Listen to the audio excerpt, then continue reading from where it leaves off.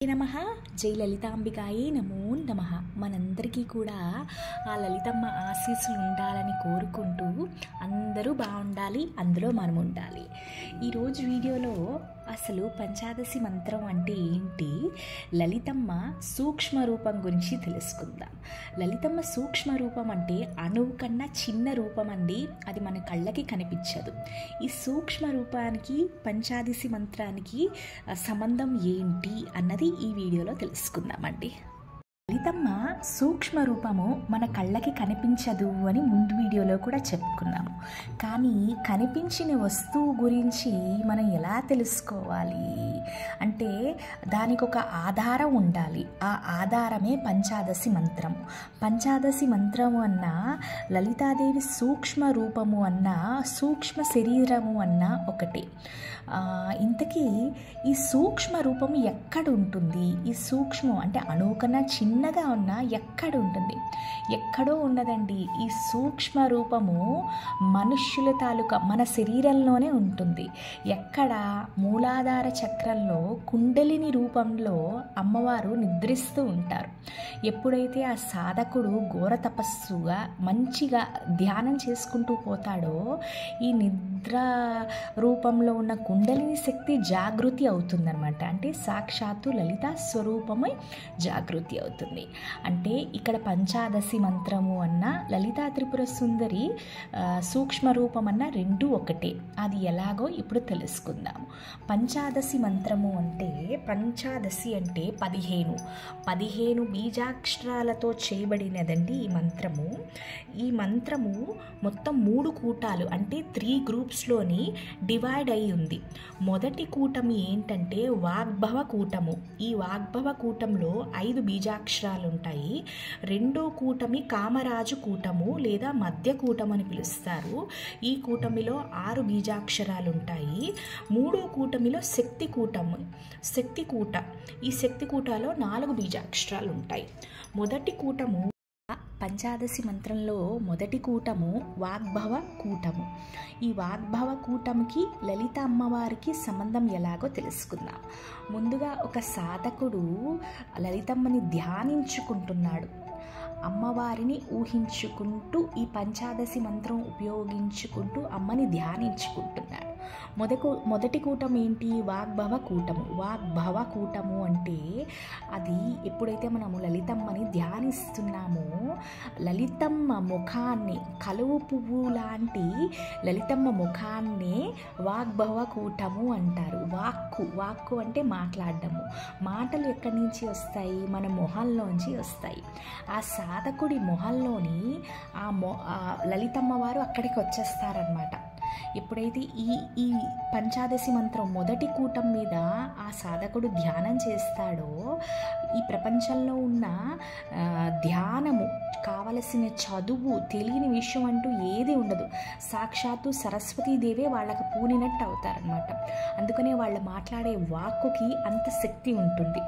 రెండోది ఏంటంటే చిరునవ్వు, ఆనందము, చిరునవ్వు కూడా కలిగిస్తుంది ఈ వాగ్భవ కూటము. ఎలాగా? మనం ఎప్పుడైతే లలితమ్మని చూస్తామో ఆ అందమైన మొహం చూసుకుని ఎంతో ఆనందంగా మురిసిపోయి నవ్వుకుంటాం. అంటే లలితా త్రిపుర సుందరి మొహం వల్ల మనకి ఏమి ఉపయోగాలు వస్తాయి? మొదటిది మంచి చదువు, తర్వాత మంచి నవ్వు వల్ల వచ్చే మంచి ఆనందము. ఈ 3 కూడా పంచాదశి మంత్రము వాగ్భవ కూటం వల్ల వస్తుంది. అంటే ఇక్కడ వాగ్భవ కూటం అంటే లలితా త్రిపుర సుందరి తాలూకా మొహాన్ని, అంటే మనం చూడలేం కదా సూక్ష్మ రూపాన్ని, దాన్ని వాగ్భవ కూటంతో పోలుస్తున్నారు. ఇది మొదటి కూటం అన్నమాట పంచాదశి మంత్రంకి. పంచాదశి మంత్రంలో రెండో కూటాన్ని మధ్య కూట లేదా కామరాజ కూట అని పిలుస్తారు. ఏ సాధకుడైతే అణువంత రూపంలో అంటే సూక్ష్మ రూపంలో ఉన్న లలితా త్రిపుర సుందరిని, అంటే అణువంత ఉన్నారు అంటే అమ్మ చిన్న వెలుగు, ఒక చుక్కంత వెలుగులో ఉన్నారు అని అనుకోండి. ఈ పంచాదశి మంత్రము ఉపయోగించి ఆ సాధకుడు కళ్ళు మూసుకున్నాడు. ఈ మధ్యకూటం ఎక్కడి నుంచి మొదలవుతుంది? మన మెడ భాగం నుంచి తొడలు వరకు ఇక్కడ ఉండే అణువంత రూపంలో అమ్మవారిని మధ్యకూటమి అంటే మెడ నుంచి తొడలు వరకు మధ్య కూటమి అంటారు. అక్కడ లలితా త్రిపుర సుందరి అణువంత రూపంలో ఉంటారు.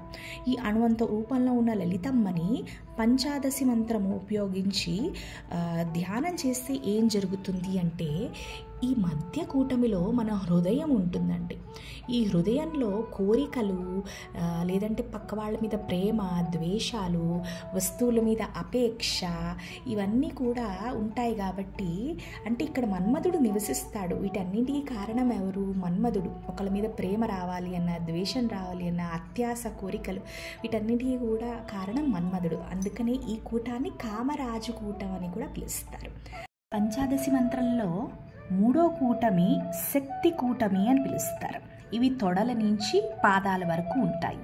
ఏ సాధకుడైతే ఇక్కడ సూక్ష్మ రూపంలో ఉన్న లలితమ్మని ధ్యానిస్తారో శక్తిని పొందుతారు. ఈ 3 కూటాలు కూడా ఇంకొకలా కూడా పోలుస్తారు.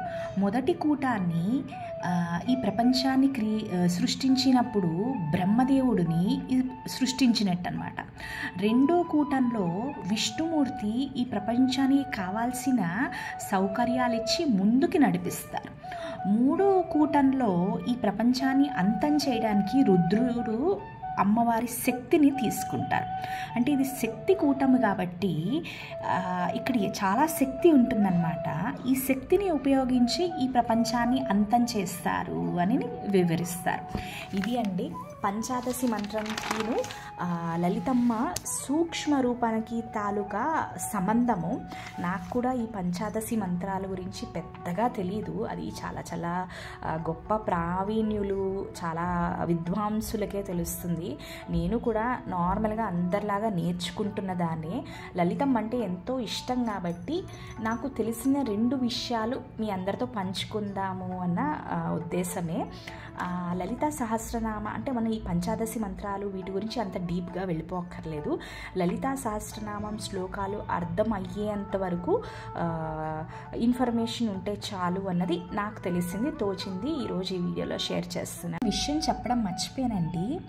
సాధకుడు ఎప్పుడైతే వాగ్భవ కూటం మీద ఈ పంచాదశి మంత్రము ఉపయోగించి ధ్యానం చేస్తారో అప్పుడు వాళ్ళకి చదువులో కానీ లేదు అంటే సంగీతంలోని వేరే వేరే కళలలోని వాళ్ళకి తిరుగు ఉండదండి. చూడండి, కొందరు పుట్టినప్పుడే వాడు మాట్లాడితే చాలురా ఎంతో మంచి మధురమైన పాట పాడినట్టు, అంటే గాన గంధర్వులు అంటే ఇప్పుడు ఎస్పి బాలసుబ్రహ్మణ్యం గారు ఉన్నారు. ఆయన జస్ట్ అలా అంటేనే మనం అలా వింటూ ఉండిపోతాం.